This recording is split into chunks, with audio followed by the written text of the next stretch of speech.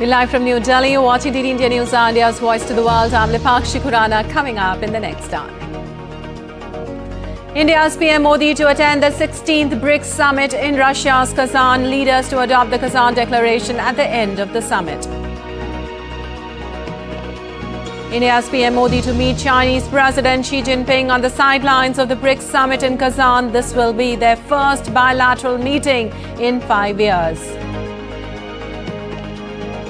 U.S. Secretary of State Blinken urges Israel to capitalize on Hamas leader's death to end Gaza conflict, also calling for increasing aid in Gaza. U.S. election rivals Donald Trump and Kamala Harris make their pitches to Latino voters as the White House race enters its final phase.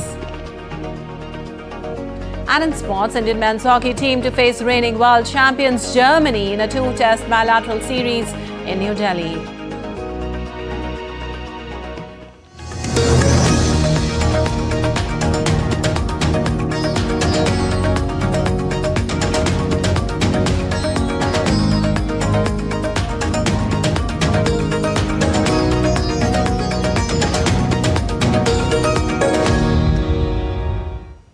Well, let's first bring you news from 16th BRICS Summit at Kazan, Russia.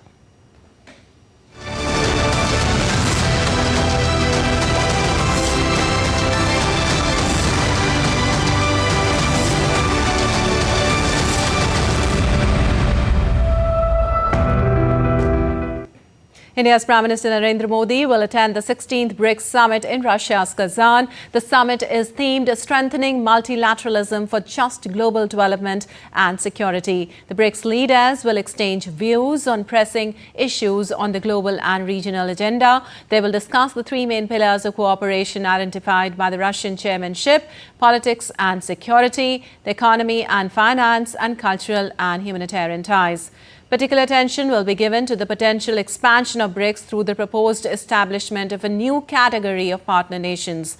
The outcome of these discussions will be summarized in the Kazan Summit Declaration. A BRICS Plus outreach format meeting will also be convened today with representatives from nearly 40 countries in attendance. And Prime Minister Narendra Modi will be holding bilateral talks with Chinese President Xi Jinping on the margins of the BRICS Summit in Russia's Kazan on Wednesday. The meeting comes on close heels of New Delhi and Beijing reaching an agreement on patrolling arrangements in areas along the line of actual control as per the situation in the year 2020 that may lead to disengagement and resolution of other issues in the future. I can confirm that there will be a bilateral meeting held between Prime Minister Modi and President Xi Jinping tomorrow, 23rd of October, on the sidelines of the BRICS Summit.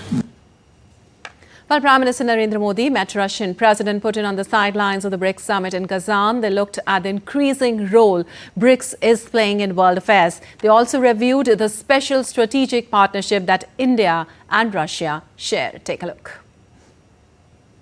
The close ties between India and Russia remain as strong as ever.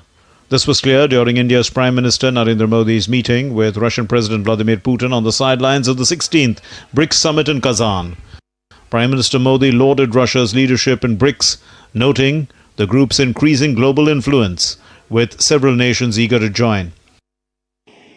मेरे लिए खुशी की बात है कि BRICS summit के लिए Kazan जैसे खूबसूरत शहर में आने का अवसर मिला है। इस शहर के साथ भारत के गहरे और ऐतिहासिक संबंध रहे हैं। कजान में भारत के नए कॉन्सुलेट के खुलने से ये संबंध और मजबूत होंगे। The two leaders reviewed the full spectrum of India-Russia relations, focusing on progress made since the last meeting in Moscow. Discussions centered on enhancing cooperation across key sectors and sharing views on critical global issues, including the ongoing conflict in Ukraine. Excellency, रूस और Ukraine के बीच चल रहे संघर्ष के विषय पर हम लगातार संपर्क में रहे हैं। जैसा मैंने पहले भी कहा है, हमारा मानना है कि समस्याओं का समाधान शांतिपूर्ण तरीके से ही होना चाहिए। शांति और स्थिरता की जल्द से जल्द बहाली का हम पूरी तरह समर्थन करते हैं। हमारे सभी प्रयास मानवता को प्रमुखता देते हैं। आने वाले समय में भी भारत हर संभव सहयोग देने के लिए तैयार है।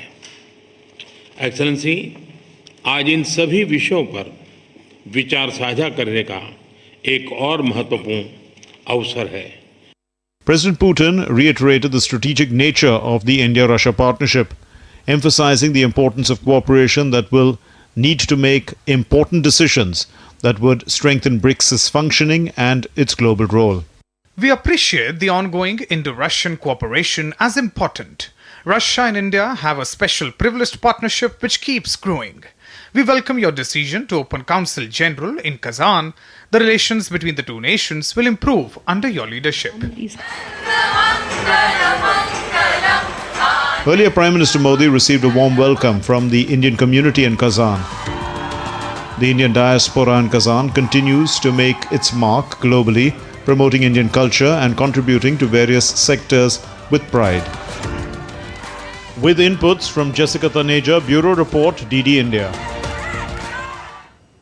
Well, on Prime Minister Narendra Modi's bilateral meet with Russian President Vladimir Putin, Foreign Secretary Vikram Misri said that Prime Minister and President Putin reviewed bilateral relations since their July meeting in Moscow. They addressed a wide range of issues, including trade, economy, energy, defense and education, while also discussing regional and global concerns.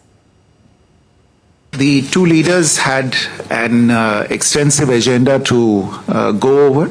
The whole range of bilateral issues, including trade, economic, energy, defense, connectivity, education, and people-to-people ties were discussed between the two of them. Regional and global issues of mutual concern also came up for discussion. The two leaders also exchanged views on several matters concerning BRICS, and President Putin expressed his appreciation for India's constructive attitude and contributions in concluding the documents related to the Kazan BRICS Summit. Well, Russian President Vladimir Putin welcomed Prime Minister Narendra Modi at the dinner hosted for BRICS leaders in Kazan, Russia. India's PM Modi, along with other BRICS leaders, witnessed a musical performance too.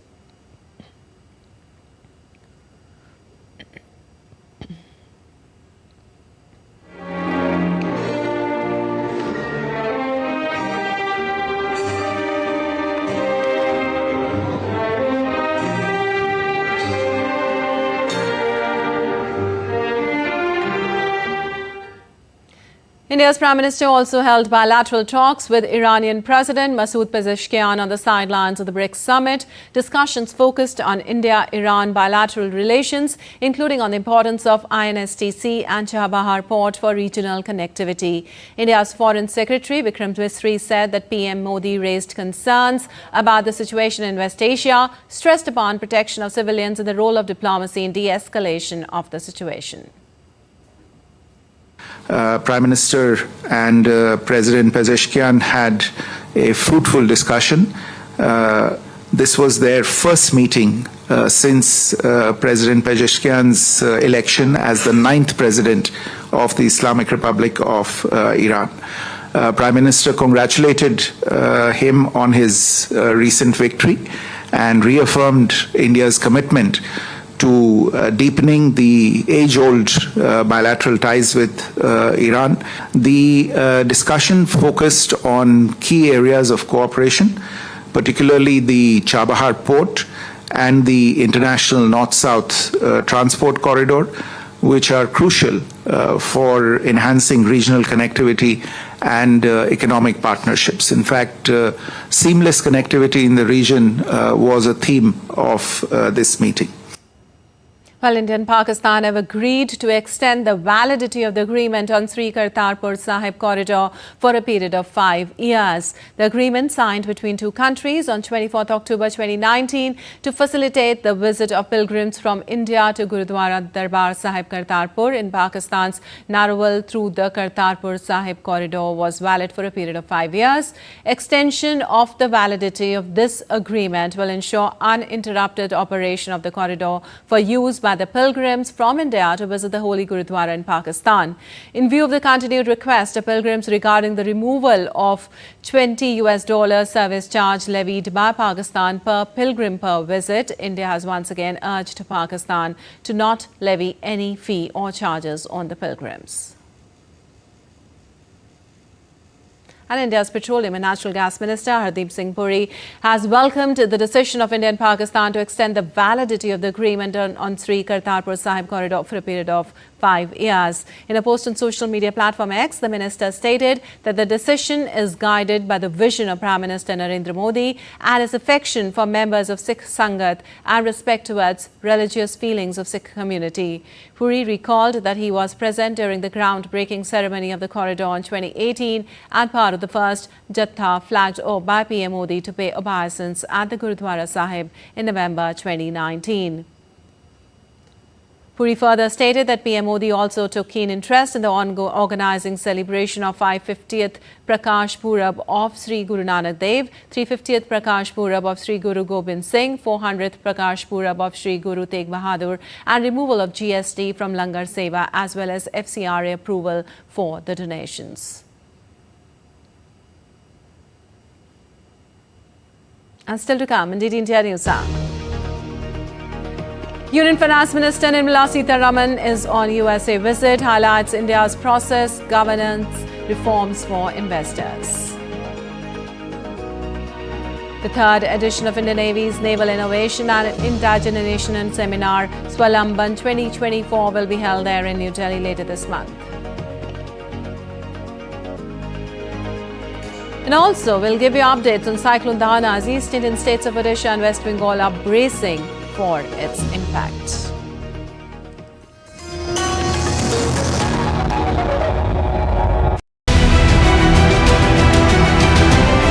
Who will be the next president of United States of America? Will Donald Trump make a dramatic comeback, or will Kamala Harris become America's first woman president? It's a tight race to the White House. The knives are out and the battle lines sharply drawn. He's becoming increasingly unstable and unhinged. She's a threat to democracy because she shouldn't even be the candidate. I'm Amritpal Singh. I'm Shubhendu Ghosh. We travel across the United States to decode the issues at the heart of this polarized election. Watch this space only on DD India.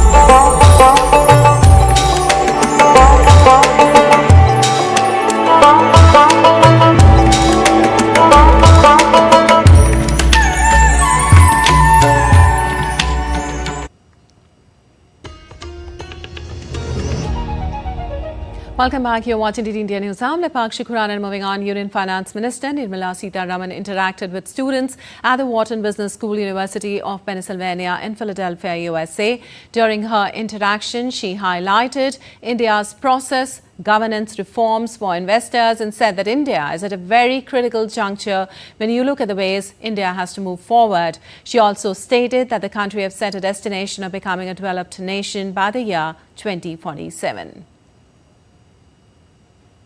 The Prime Minister gave himself this formulation, two of them. One is how are we going to go about this? So I would compress it to say 4 I's. First is infrastructure to be developed, whether it is your physical infrastructure in the name of bridges, ports, whatever. or the digital infrastructure, which is so critical for so many different purposes. So infrastructure. The second would be to invest in it. And in that comes the element of private investments, but more importantly, to kickstart the whole thing, have public investment go in. Third eye is innovation. Unless we come up with innovative solutions for our problems and our aspirations, you're not going to last. The most important is inclusiveness. In everything that we do, we want to make sure that everybody gets included. We're not going to let any one particular section of our society, omission or commission, not including people.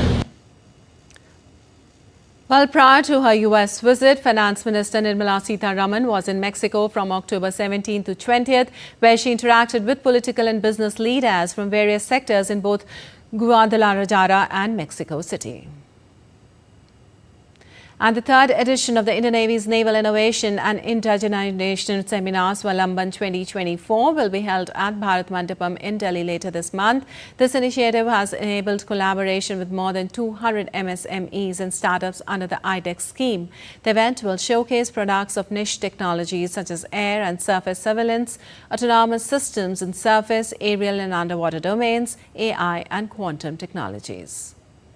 We have converted about 2,000 challenges that we have put out so far in the Swalamban 1, which was 2022, 2022, 2023. In these two, we put out about 2,000 challenges, of which we've got the acceptance of necessity of the government for about 171, 172.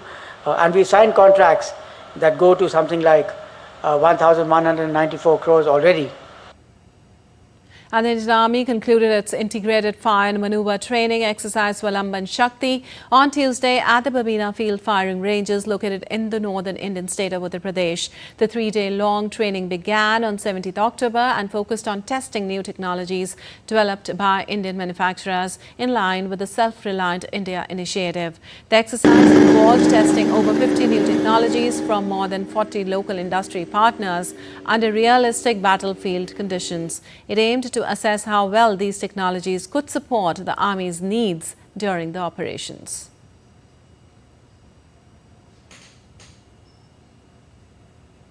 And updates on Cyclone Dana now. The East Indian state of Odisha and West Bengal are bracing for cyclone impact as Dana set to hit the coastline of the two states as a severe cyclonic storm between Thursday night and Friday morning, unleashing a peak wind speed of 120 kilometers an hour. The Weather Forecasting Agency has issued heavy rainfall alerts in Odisha and West Bengal.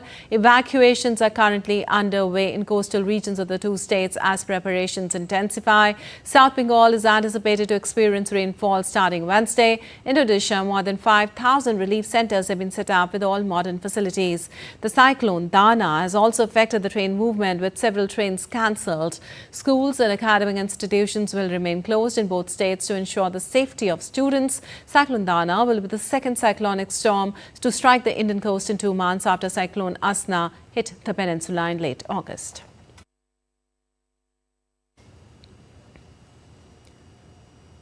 And with the air quality in Delhi plummeting to severe level, the Commission for the Air Quality Management has put in force the Anti-Pollution Force GRAP 2 on Tuesday, which bans all construction activities, burning of coal and firewoods and using diesel gen sets. The air quality in Delhi has been hovering over 300 to 400 in most parts of the National Capital Region. The severe air quality in the National Capital Region, the IMD, has predicted the air quality to remain in the severe category only in the coming days. The Supreme Court criticized the Haryana and Punjab state governments for non-compliance in one of its earlier orders related to air pollution due to stubble burning. The apex court to take up the matter today.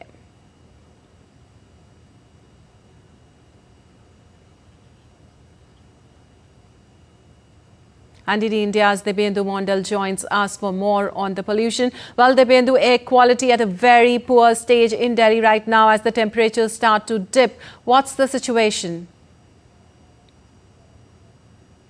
The temperatures have started to come down, and with that, the every year phenomena, which is the rising pollution levels in Delhi, are peaking. As Diwali is round the corner and stubble burning in the neighboring states of Punjab and Haryana begins, This is the time when the pollution levels keep rising in the national capital region, and the IMD also says that the pollution level could further increase in the coming days, given the fact that the climatic conditions are going to be favorable for all the pollutants to be trapped in the lower atmospheric region.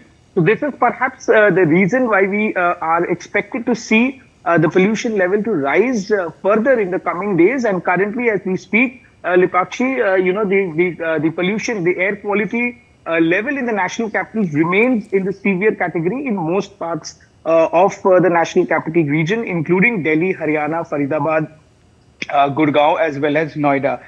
So this is what is expected over the next couple of days. However, the Commission for Air Quality Management has put in place the Graded Action Plan part, the stage 2, wherein all the diesel gensets as well as construction activities and burning of coal has been put under restriction. And as the pollution level further increases, it is expected that the GRAP stage 3 will be put in place, wherein severe restrictions, for example, plying of diesel vehicles, or an even rule for the plying of vehicles in the national capital region of Delhi could come into place. But of course, Diwali is around the corner, and as the stubble burning keeps happening in the neighboring states, the pollution level could further come down in the coming days. Right, Dibyendu. Deepakshi. Right, Dibyendu. Also, any precautions to be taken, or any precautions being taken to improve the air quality? Are any advisories issued? Well, Lipakshi, as per the Supreme Court's directive, the GRAP, the Commission for Air Quality Management, was formed some years back. And this is the commission that monitors the air quality level in different parts of the state as well as country, and implements these graded action plans, stage 1, stage 2, stage 3, and stage 4.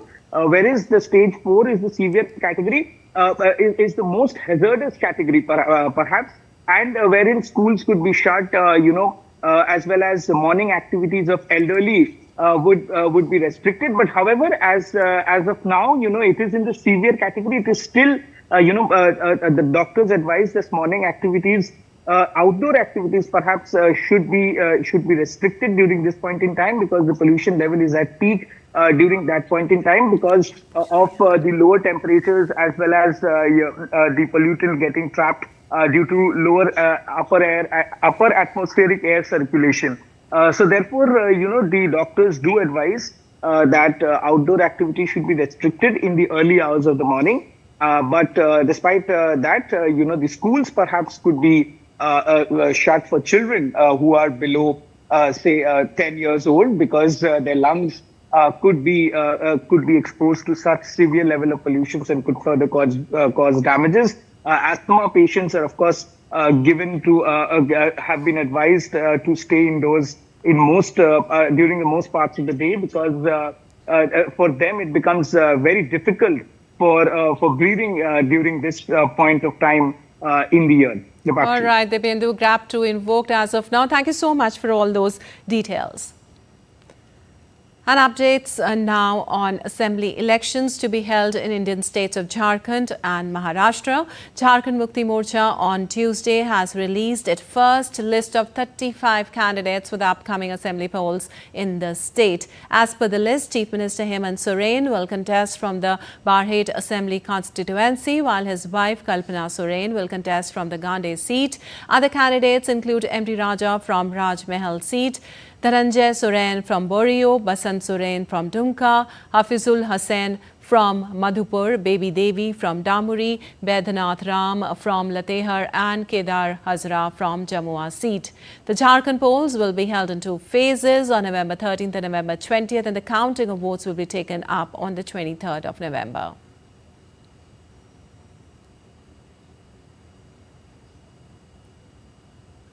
Well, Shiv Sena has also released its first list of 45 candidates for the upcoming Maharashtra Assembly polls. According to the list, Chief Minister Eknath Shinde will contest from the Khopri Pachpakhari Assembly constituency. Other candidates include Manisha Ravindra Vekar from Jogeshwari, Suhas Dwarkanath Kande from Nandgaon, Pradeep Shivnarayan Jaiswal from Chhatrapati Sambhajinagar, and Balaji Devi Dasrao Kalyankar from Nanded North. This comes as Maharashtra prepares for a single-phase election on November 20th, and the counting for it too will be done on November 23rd.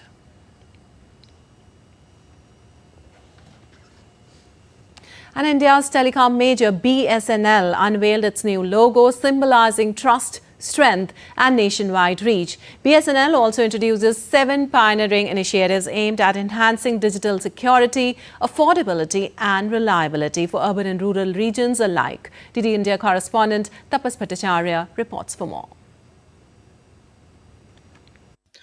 Bharat Sanchar Nigam Limited proudly unveils its brand new logo, symbolizing strength, trust and nationwide accessibility. Launched by Union Minister Jyotiraditya Scindia, this bold new look signifies BSNL's renewed focus on delivering secure, affordable and reliable connectivity. It is only BSNL that, at the behest of the Prime Minister,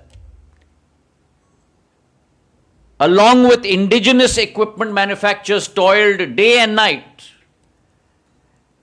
and has come up with our own 4G stack. And today we are among the 6 countries in the world to develop our own 4G telecom stack, which will soon migrate to even 5G. Alongside this exciting new logo, BSNL introduces 7 initiatives designed to revolutionize the way India connects. First, a spam-free network automatically filtering out phishing and malicious messages for safer communication experiences. Next, the national Wi-Fi roaming services, providing seamless high-speed internet at no extra cost for BSNL's customers. And BSNL's IFTV and intranet TV service, offering over 500 live channels without eating into your data pack. Plus, anytime SIM kiosk, you can buy, upgrade or replace your SIM cards 24/7 with ease. BSNL is also introducing India's first direct-to-direct services, merging satellite and terrestrial networks for reliable emergency connectivity. Their public protection and disaster relief network ensures encrypted, uninterrupted communication during crisis. And lastly, private 5G for mines, providing high-speed, low-latency connectivity to enhance safety and efficiency in mining operations. From 75 lakh subscribers in March 2024, we've now gone to 1.8 crore subscribers. That is almost 2.5x in a matter of 6 months. BSNL now will always be at the forefront of technological innovation. With these initiatives, BSNL is leading the charge towards a digitally connected Bharat, where security, affordability and reliability are at the heart of the network. Tapas Bhattacharya's report, DD India. Well, delegate registration for International Film Festival of India, IFFI 2024, has begun. The 55th IFFI will be held in Goa from 20th to 28th of November this year. Film enthusiasts can log on to https://my.iffigoa.org/ to register their names, while film professionals and cinema enthusiasts can register themselves by paying a fee of 1,180 rupees. Students get free access to panels and screenings with an allowance of 4 tickets per day. Interested delegates can create a My IFFI account at https://my.iffigoa.org/ to access a personalized dashboard where they can book tickets and check festival schedules. In case of any queries, one can send an email to registration@iffigoa.org. 55th IFFI will offer world-class movies across 16 curated segments, be it heartwarming dramas, thrilling documentaries or innovative short films. IFFI will also offer workshops and master classes by legendary filmmakers and industry professionals, apart from Film Bazaar, Creative Minds of Tomorrow and Cinemela, making the International Film Festival of India a one-stop shop for budding talent and everything films. And still to come on DD India News Hour. Israel confirms killing of Hezbollah Executive Council head Hashim Saifuddin, presumed successor of Nasrallah. Mayhem in Bangladesh continues as protesters in Bangladesh have sieged the presidential palace, demands for his resignation. Hurricane Oscar makes landfall in Cuba as Category 1 storm rescue operations continue.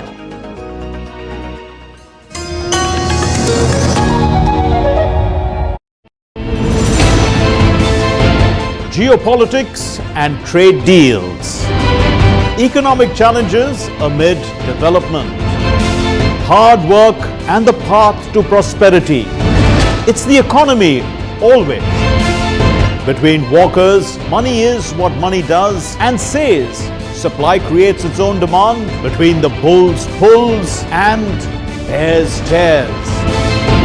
When supply chains globalization and India rises to the podium. We'll get you centered with the economic brief at 8 p.m. every Thursday on DD India. Complex issues, hidden agendas, twists and turns, strategic games. We think all dots are linked. We just need to connect them.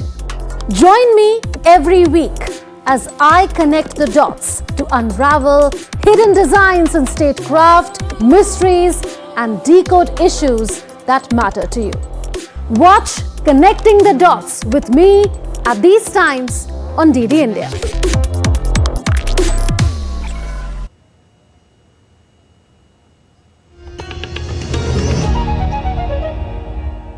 Welcome back. You're watching DD India News. I'm Lipakshi Khurana, and time now for a quick recap of the headlines. India's Prime Minister Modi to attend the 16th BRICS Summit in Russia's Kazan. Leaders to adopt the Kazan Declaration at the end of the summit. India's PM Modi to meet Chinese President Xi Jinping on the sidelines of the BRICS Summit in Kazan. This will be their first bilateral meeting in 5 years. U.S. Secretary of State Blinken urges Israel to capitalize on Hamas leader's death to end Gaza conflict, also calling for increasing aid in Gaza. U.S. election rivals Donald Trump and Kamala Harris make their pitches to Latino voters as the White House race enters its final phase. And in sports, Indian men's hockey team to face the reigning world champion Germany in a 2-test bilateral series in New Delhi. Well, moving on a mission to find solution to West Asia conflict, U.S. top diplomat Antony Blinken met with Israeli leadership on Tuesday, bringing hostages back, Gaza aid, and with that, an end to the conflict were the main talking points. Though his visit to Jordan, planned to be on Wednesday, was postponed without giving any reason. U.S. Secretary of State Antony Blinken met with Israeli President Isaac Herzog and agreed that there is an opportunity to bring the hostages home after the death of Hamas leader Yahya Sinwar. I believe very much that the death of Sinwar does create an important opportunity to bring the hostages home, to bring the war to an end, and to ensure Israel's security.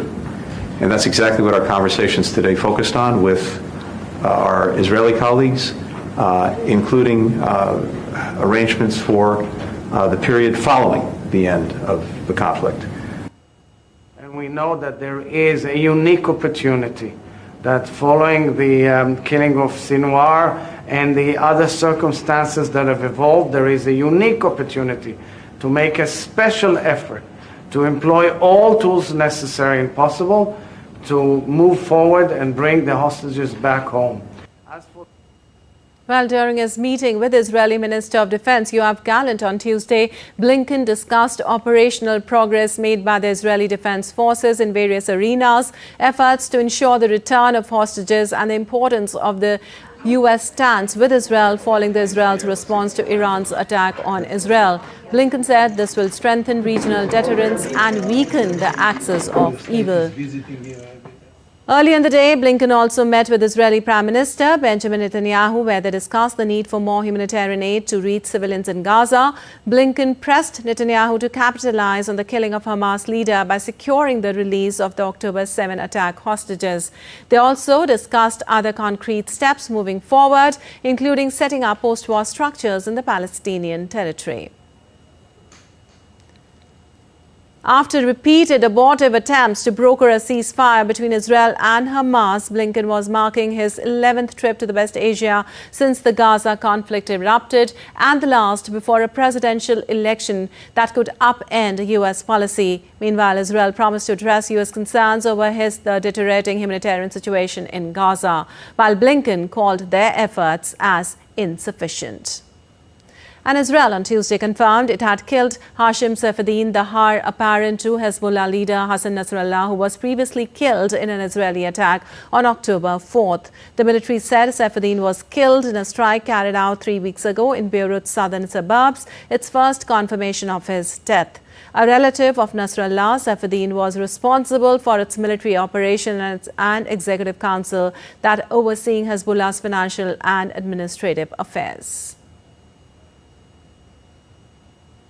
And in the effort to attract different segments of American society, U.S. presidential rival Donald Trump and Kamala Harris are each looking to make their economic pitches to Latino voters with the election just less than 2 weeks away. Kamala Harris on Tuesday said she would work to bring more funds to community banks to help Latino men secure small business loans. Harris added that America is absolutely ready to elect its first woman president, while Republican Donald Trump's economic roundtable aimed at Latino voters devolved into a tirade of insults against his opponent. And I am saying that in terms of every walk of life of our country, I think part of what is important in this election is really not only turning the page, but closing the page and the chapter on an era that suggests that Americans are divided. She's sleeping right now. She couldn't go on the trail. You think when you have 14 days left, you wouldn't be sleeping. She's not doing anything today. I should take one of that. We've gone days in a row, and I'm going 14 more days, and we're going to have a big victory party, hopefully, and we're going to turn our country around. We're going to make it great again, as I say. We're going to make America great again. Well, U.S. President Joe Biden said on Tuesday that Donald Trump is a threat to democracy and should be locked up politically. Biden said to Applause at a Democratic campaign office in Concord, New Hampshire, that Trump wants to disregard the safeguards of the U.S. Constitution. Thinks he has a right under the Supreme Court ruling on immunity to be able, if need be, if it was the case, to actually physically eliminate, shoot, kill someone who he believes to be a threat to him. I mean, so I know this sounds bizarre. It sounds like if I said this 5 years ago, you'd lock me up. We got to lock him up. Politically lock him up. Lock him out. That's what we have to do. Well, Barack Obama is among the 18 million Americans and counting who have voted early in the 2024 presidential election. The former president drew cheers from supporters at a rally for Kamala Harris in Madison, Wisconsin, when he declared, "I voted yesterday." Urging his audience to do the same, Obama said he filled out his mail-in ballot in his hometown of Chicago. Barack Obama and Eminem shared a stage and hit the campaign trail for Democratic presidential nominee Kamala Harris, warning voters in the key swing states that Donald Trump cannot be allowed back into the office. Obama appeared alongside Harris's running mate, Minnesota Governor Tim Walz, in Wisconsin's state capital, Madison. Walz and Obama took aim at former President Trump's age and recent behavior, with Walz saying Trump doesn't have the stamina to be the president.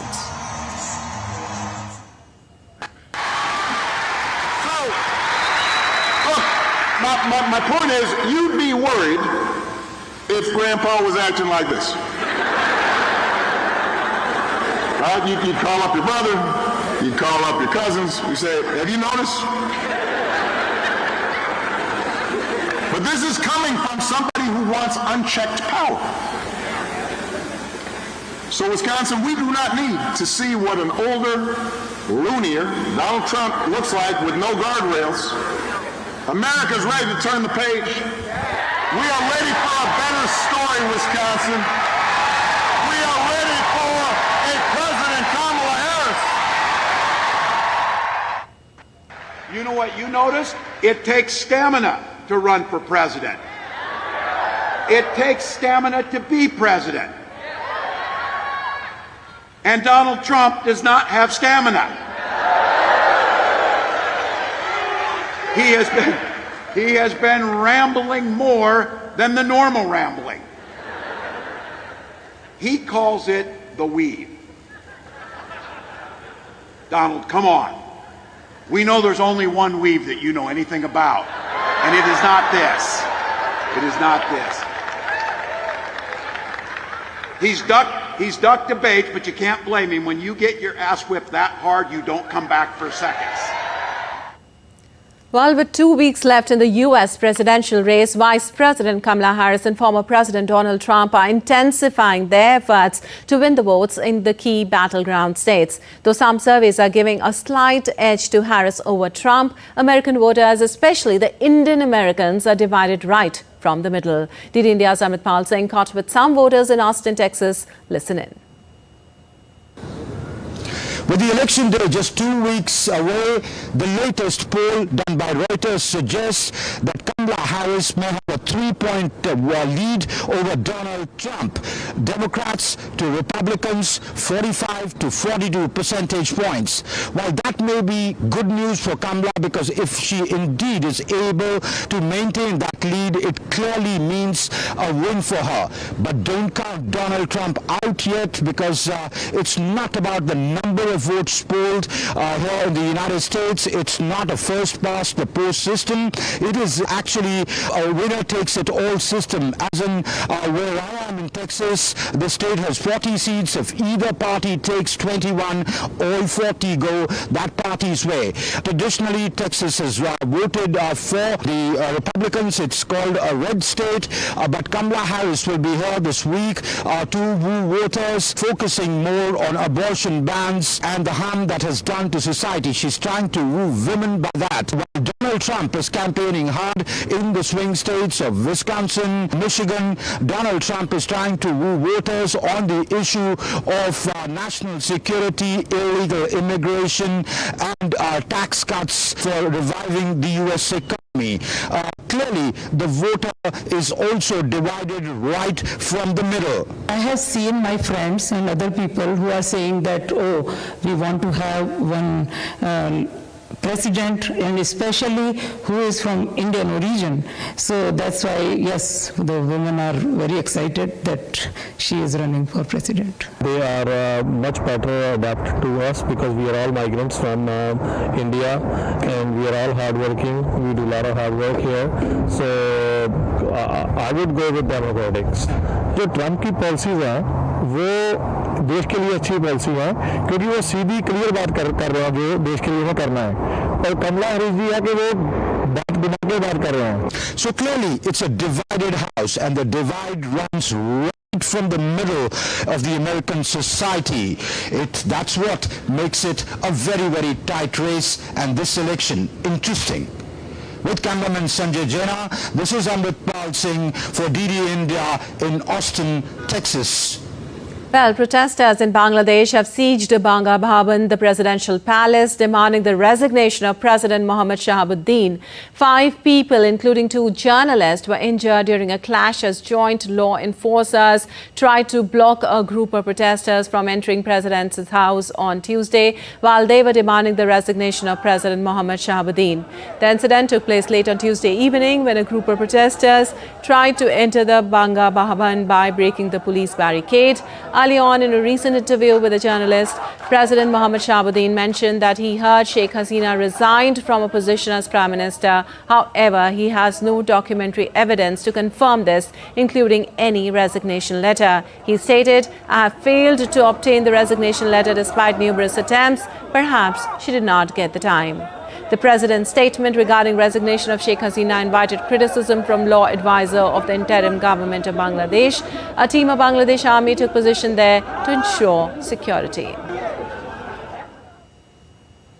And now some weather updates from across the globe. Hurricane Oscar has left 7 people dead after hitting Cuba over the weekend during a major power blackout. Hurricane Oscar made landfall in the eastern part of the country as a Category 1 storm, causing several deaths and damage. Oscar weakened into a tropical storm as it moved inland, but was still expected to bring significant life-threatening flash flooding along with mudslides. Rescue operations and damage assessment are still ongoing on the Caribbean island that has struggled with power outages and was already suffering from severe shortages of food, fuel and medicine. Meanwhile, power was partially restored in the Caribbean nation following a widespread blackout that lasted over 4 days and affected the entire island nation. Frustrated citizens in Havana took to the streets to voice their dissatisfaction. The national blackout led to a cascade of issues affecting Cuban society. Many households experienced food spoilage due to non-functional refrigerators, exacerbating food insecurity. Lack of electricity, disrupted water and gas supplies further complicated daily living conditions for many residents. And in Asian continent, tropical storm Trami has strengthened as it tracks towards the main island of the Philippines, forcing more than 3,000 people to evacuate as heavy rain flooded the streets. The Philippines has suspended government work and shut schools, and its central bank halted foreign currency trading due to tropical storm Trami, which was barreling in towards the east coast of the country's main island of Luzon. And still to come on DD India News Hour. IMF retains India's GDP growth to moderate at 7% for financial year 25. International golfers are super excited to represent their country at the Women Indian Open Golf Tournament in India. And the Indian holy city of Ayodhya is all set to celebrate the festival of lights, Diwali.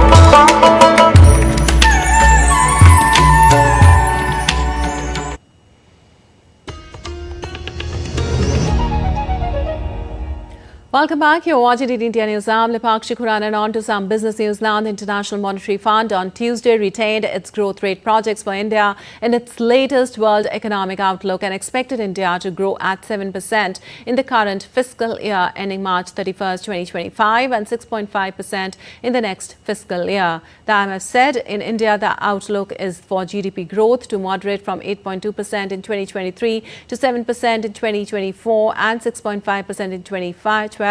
Because pent-up demand accumulated during the pandemic has been exhausted as the economy reconnects with its potential. These forecasts would still retain India as one of the world's fastest growing major economies. On the other hand, the IMF has said that stimulus measures announced by the People's Bank of China in late September to quell property market turmoil are not sufficient to lift China's growth in a material way. International Monetary Fund Chief Economist Pierre-Olivier Gorenchar said in a news conference on Tuesday that there has also been a release of the Q3 growth for China, and this has also been a little bit on the disappointing side. These measures in general go in the right direction from our perspective. They are trying to improve the situation in the property sector. They're trying to, for instance, lowering borrowing rates or trying to improve the balance sheet of the property developers. In our view, in our assessment, the measures announced at the end of last month by the PBOC, although they go in the right direction, are not sufficient to lift growth in a substantially material way, and that's why our forecast is still at about 4.8% for 2024 and is unchanged for next year at 4.5%. Well, you're watching DD India News. Our time now for some sports news. The Indian men's hockey team will face reigning world champions Germany in a two-match series at Major Dhyan Chand National Stadium on 23rd and 24th of October. This comes after India's successful defence of their title at the Asian Champions Trophy in China. The series marks the return of international hockey to the national capital. Harmanpreet Singh will captain the Indian side with Vivek Sagar Prasad as vice-captain. Hardik Singh, India's dynamic midfielder, will miss the series due to an injury from the Paris Olympic Games as he continues his rehabilitation. The series will also see Rajinder Singh and Aditya Arjun Lagat make their international debuts.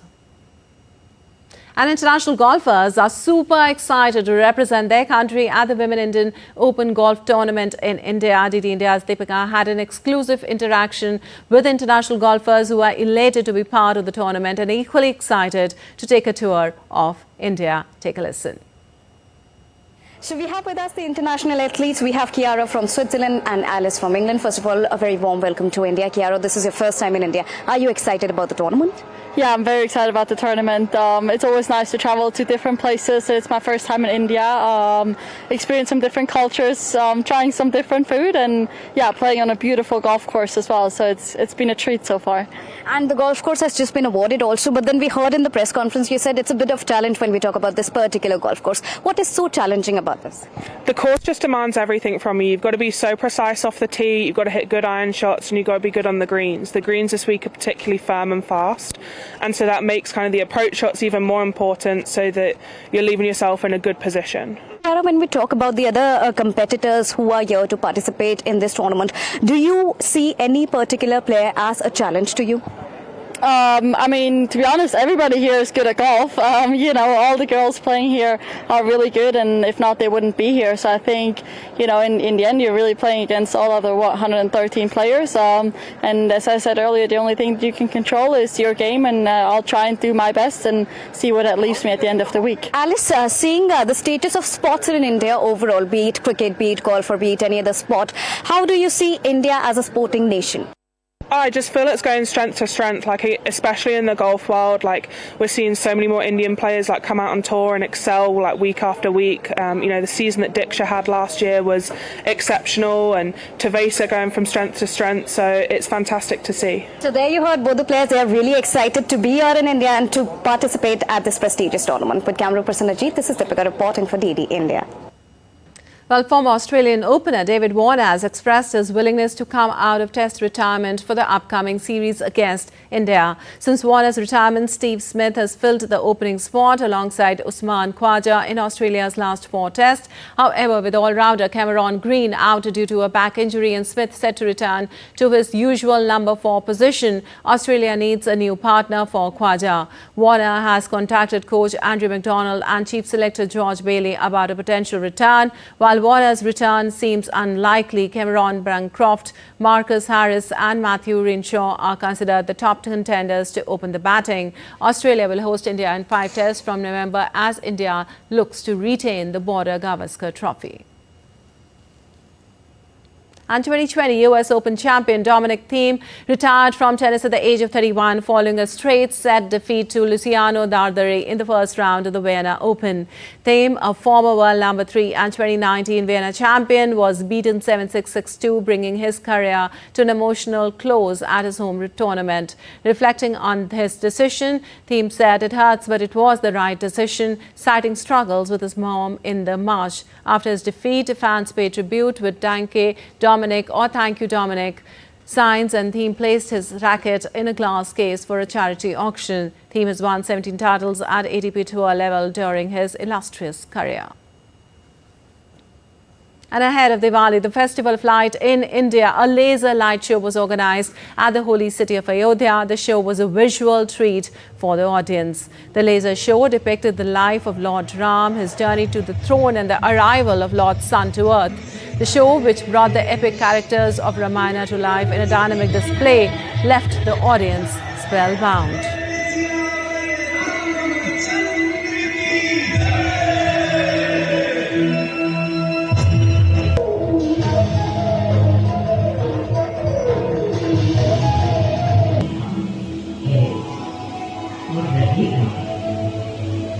वो अखंड शक्ति स्रोत जो दिशा दिखाता है